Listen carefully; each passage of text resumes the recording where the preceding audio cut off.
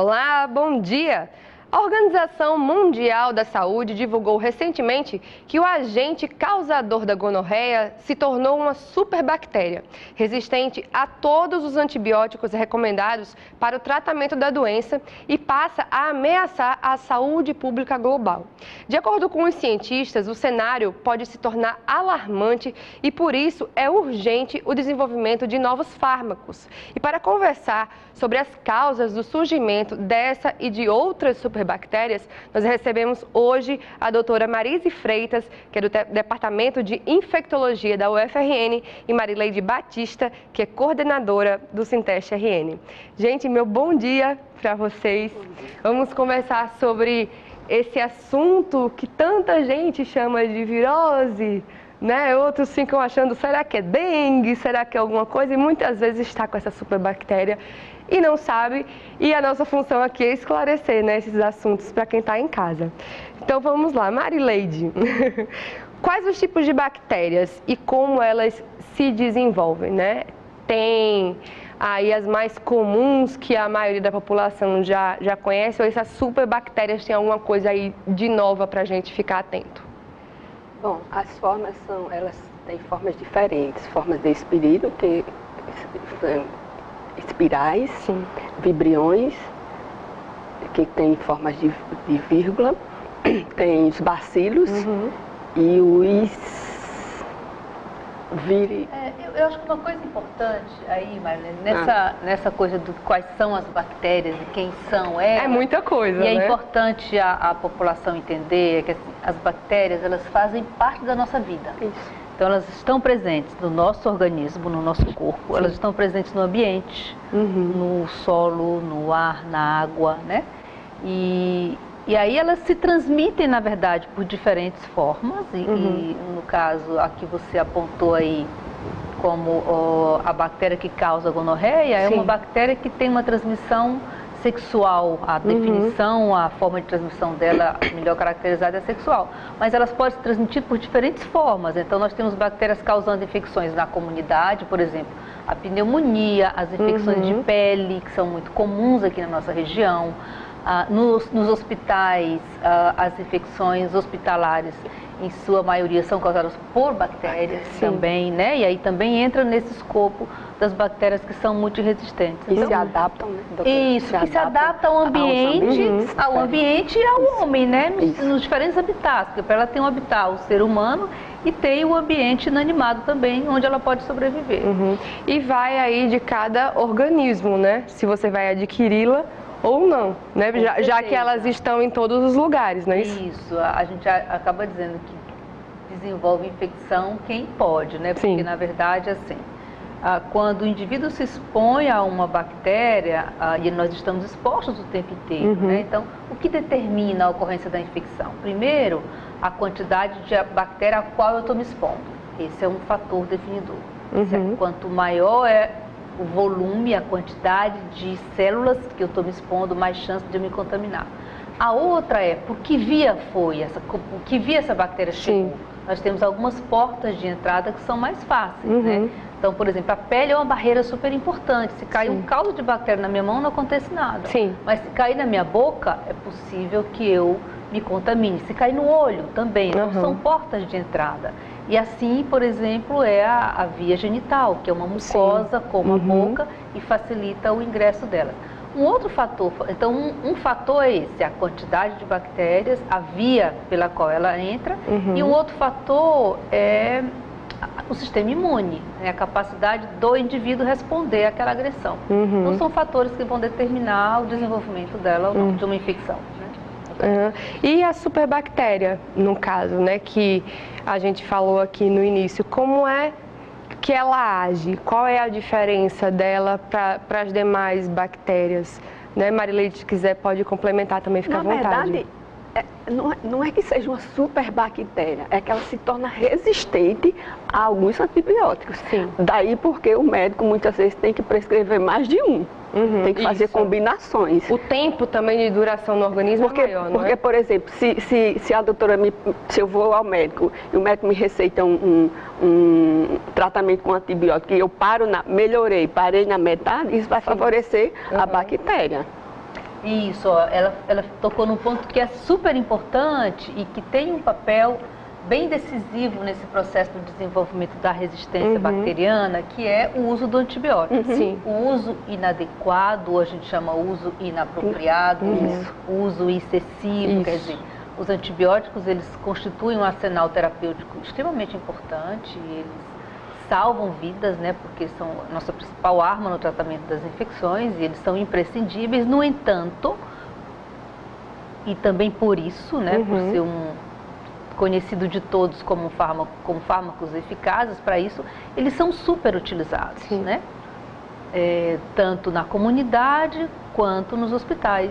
E, sobretudo, quando o paciente, como ela citou aqui, faz uso do antibiótico de forma inadequada, tipo, para o tratamento no meio do caminho, eu vou facilitar o desenvolvimento de resistência. Então, digamos que eu estou com uma pneumonia. Sim. E aí eu começo a tratar, eu melhoro, em 3 dias estou bem, já não tenho mais febre, a tosse passou, não tenho mais catarro. E a pneumonia tem uma característica de, tipo, você passa o dia inteiro bem e de noite que o organismo vai ficando ali mais fraco, durante o dia aí a febre volta. Tudo volta, né? E aí, na verdade, o que acontece muitas vezes é isso, você melhora no começo do tratamento, aí diz, então eu posso parar o antibiótico. Às vezes para porque está com um efeito colateral, às vezes para porque não aguenta tomar, tem que tomar de 8 horas, o estômago dói, etc. Quer dizer, essa interrupção é um fator que favorece a resistência. Então, assim, quando você pergunta assim, e o que é a superbactéria, né? O que ela comentou. Superbactéria nada mais é do que uma bactéria que é mais resistente aos antibióticos. Resistente aos antibióticos. E esse é o nosso desafio, quer dizer, se ela é resistente, como eu vou tratar? Né? Essa é a nossa grande... Marileide, no caso da gonorreia, né, que é uma DST, o não uso de preservativos pode causar uma disseminação dessa bactéria, né, que a gente está falando, essa bactéria aí super resistente.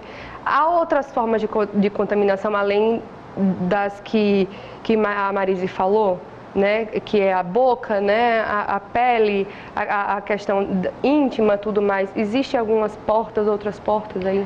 Como a gonorreia é uma doença sexualmente transmissível, o maior e melhor, a maior prevenção é o uso do preservativo. Doença sexualmente transmissível, o uso de preservativo. Se a pessoa tem a gonorreia, vai praticar o sexo, que seja oral, qualquer tipo de sexo, sem preservativo, certamente vai transmitir a gonorreia. Entendi. Ou qualquer uma outra doença sexualmente transmissível. Isso, ou qualquer outra.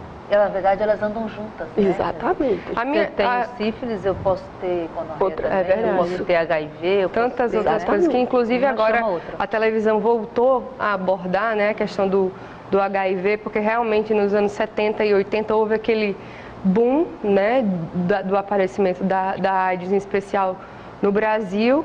Houve, né, aquele cuidado excessivo, mas também houve o excesso de mortes também. Com o passar do tempo, parece que com o avanço da medicina, as coisas ficaram um pouco de lado. Hoje a preocupação é muito mais uma gravidez, né, do que a própria AIDS, de certa forma, né? Mas aí, de qualquer maneira, vale o alerta. Sim. Sexo sem preservativo, não. Com certeza. O uso de preservativo sempre. É fundamental.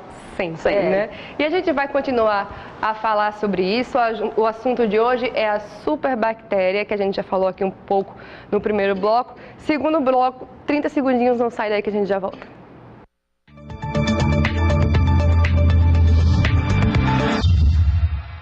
Voltamos com o programa Diálogo Plural de hoje, que conversa sobre as causas do surgimento das superbactérias, com a presença da doutora Marise Freitas, que é do Departamento de Infectologia da UFRN, e Marileide Batista, que é coordenadora do Sinteste-RN. Para entender melhor sobre a superbactéria, o repórter Ricardo Crush foi até o Hospital Onofre Lopes e conversou com profissionais da área da saúde. Acompanhe. O termo superbactéria define o que pode acontecer quando antibióticos são utilizados de forma inadequada e provocam uma seleção de micro-organismos que resistem a vários tipos de medicamentos. A farmacêutica Mabel Mendes, chefe do setor de vigilância em saúde do Hospital Onofre Lopes, nos explica como se originam essas superbactérias. A superbactéria, ela vem se originando, né? A principal causa é pelo uso inadequado do antimicrobiano, né? Então, a nossa população, ela faz uso indiscriminado e isso vai desenvolvendo nas bactérias um mecanismo de defesa. Enfermeira do Serviço de Controle de Infecção Hospitalar do Onofre Lopes, Lorena Azevedo detalha como se dá o desenvolvimento dessa resistência.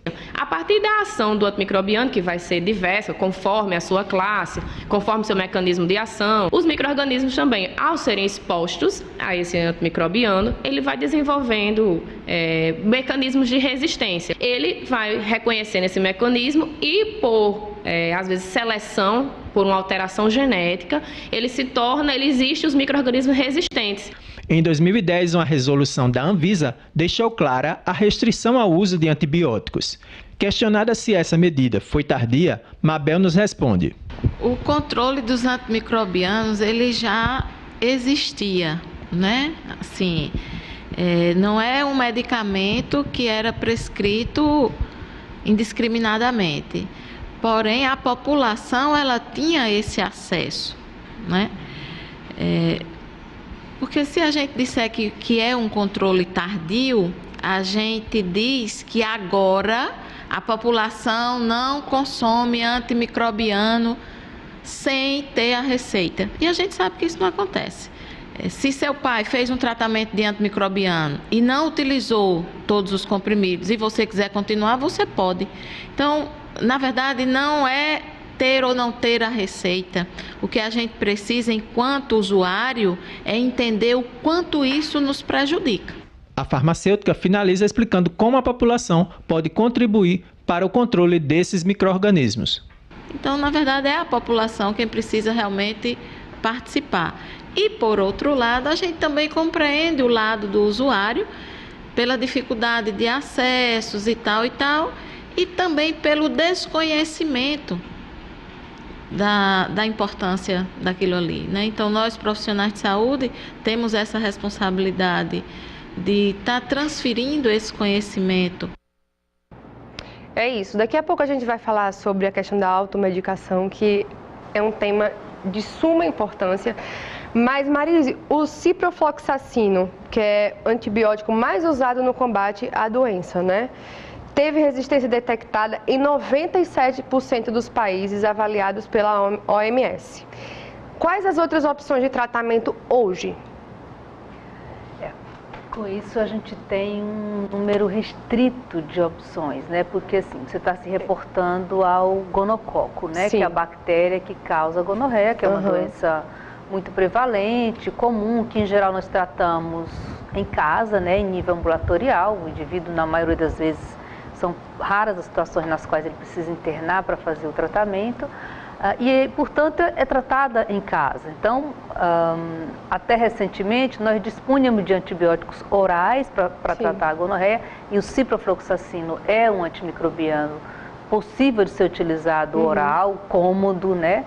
Para o tratamento, dose única. No entanto, há uma emergência de resistência a esse antimicrobiano. Essa reportagem da OMS aponta uma resistência altíssima, a ponto de ele ter sido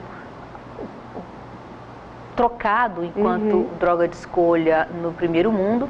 Mas aqui ainda no Brasil, na nossa região, aqui no Nordeste do Brasil, nós ainda usamos o ciprofloxacino como droga de escolha no tratamento da gonorreia e a alternativa que nós fazemos uso é a ceftriaxona, que é uma cefalosporina de terceira geração, que é injetável. E veja como isso muda a lógica, né? Quer dizer, eu perco a chance de usar um antibiótico oral, que é o cipro, para ter que usar um injetável. Isso aumenta custo, isso gera dor, isso dificulta o acesso, né? O acesso para a medicação injetável é muito maior. Então nós temos... Tem que ter o acesso ao hospital, né? Tem que ter acesso ao serviço de saúde, não necessariamente o hospital, pode ser unidade básica de saúde, pode ser ambulatório, não precisa ser o hospital, né?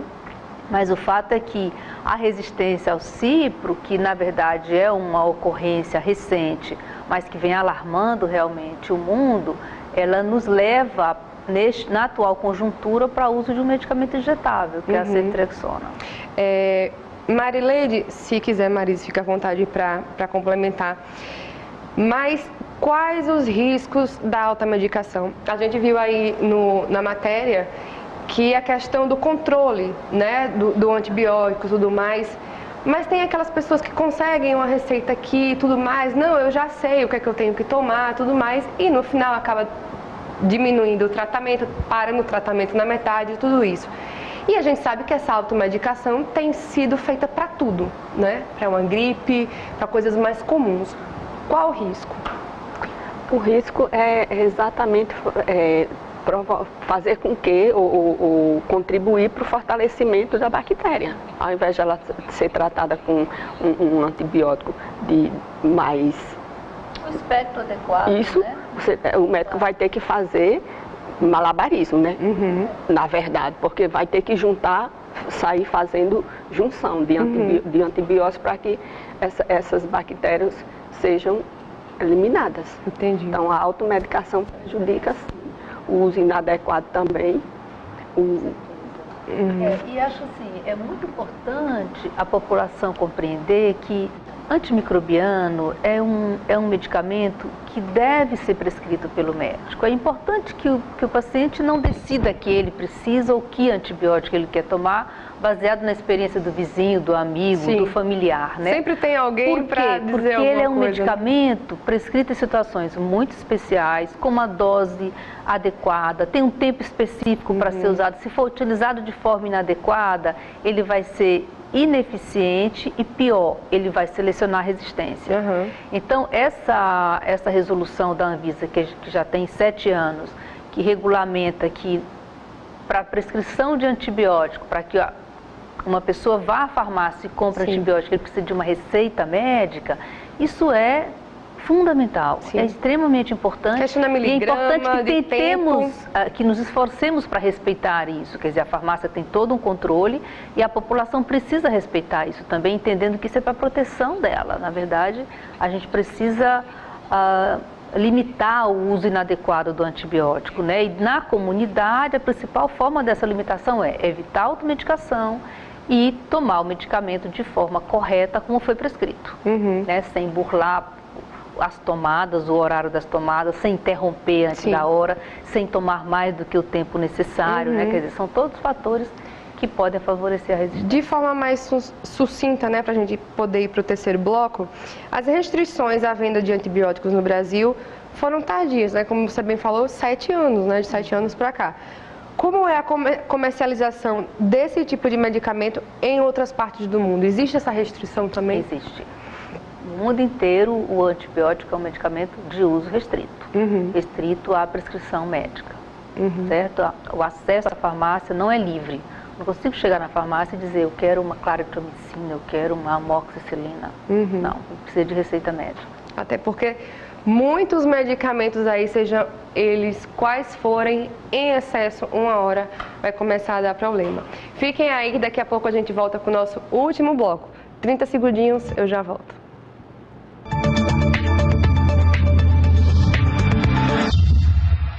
Voltamos com o programa Diálogo Plural no nosso último bloco, que conversa sobre as superbactérias e seus riscos, com a presença da doutora Marise Freitas, que é do Departamento de Infectologia da UFRN, e Marileide Batista, que é coordenadora do Sinteste-RN. Gente, vamos lá tentar tirar essas últimas dúvidas, né, de quem tá em casa. Marileide, quais os riscos em adquirir uma infecção hospitalar, né? Os hospitais particulares estão livres desse risco por ter, né, mais aquela estrutura, tudo mais. Eu já ouvi várias histórias de pessoas que estavam com a doença não tão preocupante, foi para o hospital, voltou pior por causa de bactéria. Como é que isso acontece?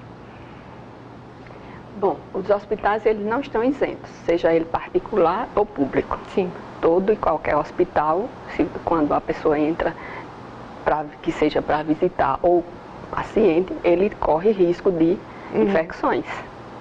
Então, é preciso que se tenha cuidados. Lavar as mãos, uso do álcool. A questão da temperatura, né, também é muito importante. Isso é um desafio muito grande hoje na assistência à saúde hospitalar, no mundo inteiro. Isso é um problema que o mundo inteiro vivencia, essa questão da infecção adquirida no hospital. E independe da complexidade do Sim. hospital, independe do nível de organização, porque isso tem relação principalmente com o sujeito, com o paciente, com os riscos aos quais ele está exposto ao ser internado, tipo, se vai fazer cirurgia, se vai para UTI. Então, sobretudo os pacientes que são internados em unidade de terapia intensiva, gravemente enfermos, ou seja, pessoas que vão ficar em coma, entubado, com ventilação mecânica, com catéter central, com sonda na vesícula, a bexiga para urinar, com alimentação por sonda. Quer dizer, essas pessoas, elas estão mais expostas à alteração da microbiota, que são as bactérias que vivem nela, estão mais expostas à chance de receber bactérias que estão presentes naquele ambiente, que são veiculadas também pelas equipes, pelos profissionais de saúde, por equipamentos, e aí é nisso que dá a aquisição da infecção. Então, quando você fala assim, o hospital privado, no contexto brasileiro, tem uma estrutura organizacional melhor que a pública, ele está isento disso? Não, em hipótese alguma. Na verdade, o serviço de saúde é imprescindível que ele tenha uma equipe que controle a infecção naquele hospital, que faça vigilância, que meça os riscos, que trabalhe para prevenção e que isso, na verdade, é o que vai definir se ele vai ter um melhor programa ou não. Tanto o hospital público quanto o privado são obrigados e, ao internar, o paciente está sujeito a adquirir infecção, seja no hospital público ou privado. O que vai determinar, logicamente, é se ele vai se expor a mais risco, vai fazer cirurgias, grandes cirurgias, etc. E o controle que aquele hospital tem, né? Que aí é variável mesmo. Mas, Marise, eu tenho a questão de uma dúvida.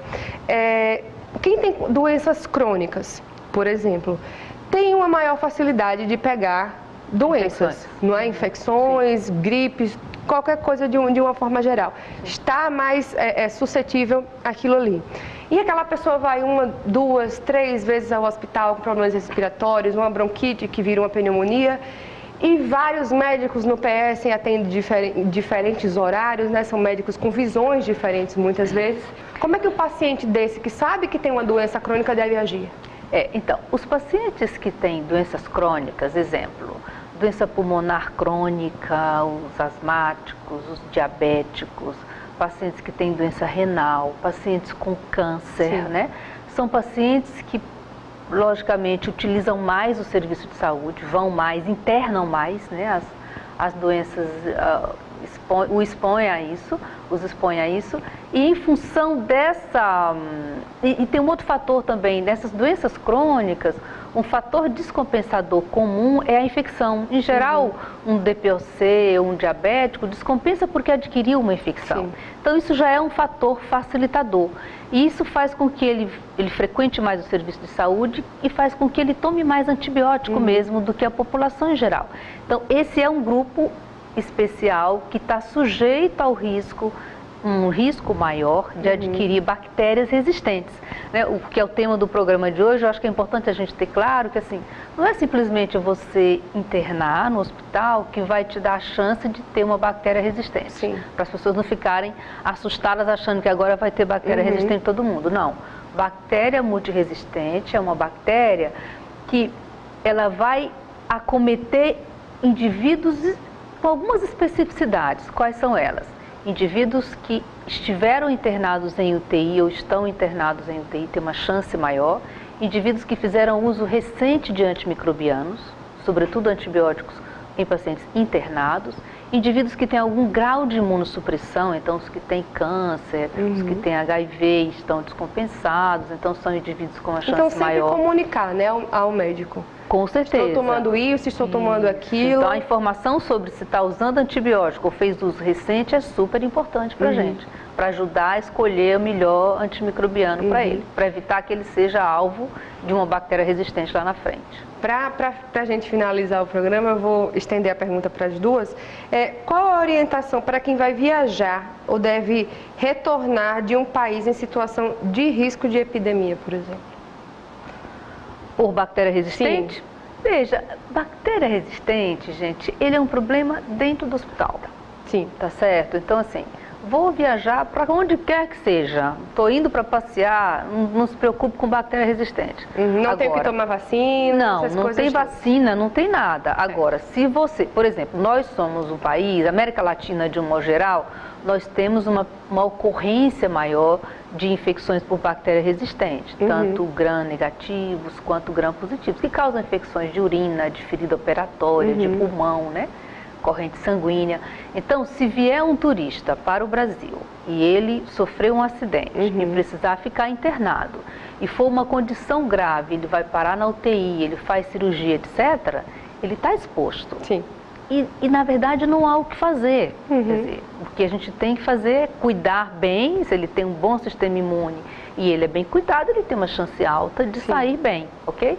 Então, assim, não há medidas a serem adotadas quando se pensa em viagens ou ir para outros países em relação a esse conjunto de problemas que a gente está chamando aqui de bactéria multiresistente.